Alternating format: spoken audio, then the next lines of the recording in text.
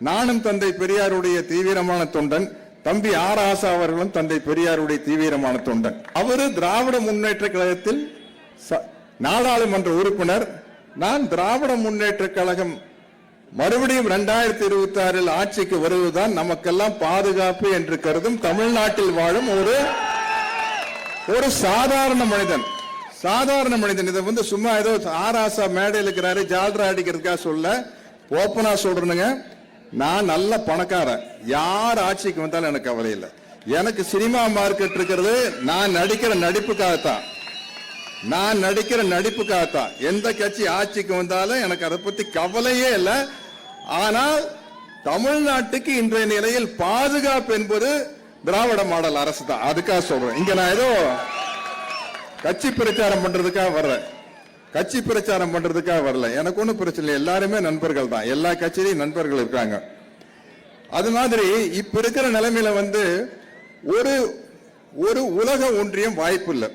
Unity இன் diversity, வேற்றுமையில் ஒற்றுமையின் தான் வாய்ப்பு. இந்தியாவின் தேசிய மொழி எது அப்படின்ட்டு டக்குன்னு எந்திரிச்சு அடிச்சாங்க. யூனிட்டி இன் டைவர்சிட்டி. ஏன் அப்படி பதில் சொல்ல முடிஞ்சுன்னா, அவங்க பெரியாரின் பேத்தியாக இருந்ததனால், அண்ணாவின் பேத்தியாக இருந்ததனால், கலைஞரின் மகளாக இருந்ததனால் அந்த பகுத்தறிவு சிந்தனையோடு அந்த வார்த்தையை சொல்ல முடியுது. நான் பீஃப் எல்லாம் சாப்பிடுவேனுங்க.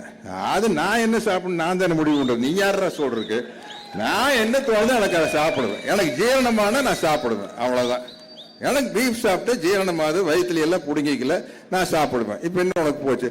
அங்க பம்பாயில போனா அங்க பீஃப் ஸ்டாலே கிடையாது சார். இங்கெல்லாம் பீஃப் ஸ்டால வைக்க முடியாது சார் அப்படிங்கிறாங்க. அந்த அளவுக்கு அங்க கொடுமைகள் இருக்குது.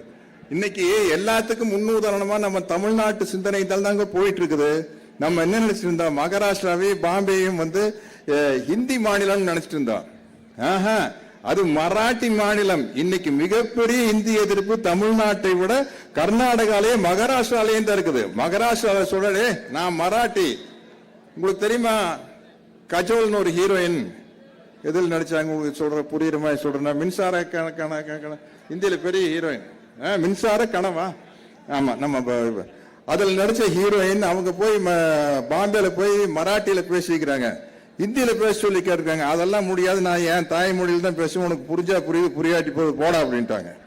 இன்னைக்கு அந்த நிலைமையை நம்ம 100 வருஷத்துக்கு முன்னாடியே ஆரம்பிச்சவங்க. இப்படிப்பட்ட ஒரு அழகான அன்பான தமிழ்நாடு, உலகத்திற்கே முன்மாதிரியாக இருக்கும் தமிழ்நாட்டு சிந்தனைகள் இன்னும் வளர்ச்சி வேணும்னு ஆசைப்படுறவங்க இருக்கிறேன், நானும் ஆசைப்படுறேன். அந்த சிந்தனை உள்ள இந்த தமிழ்நாடு சீர்குலையாம இருக்கணும்னா இந்த தலைப்பு தான் முக்கியம்.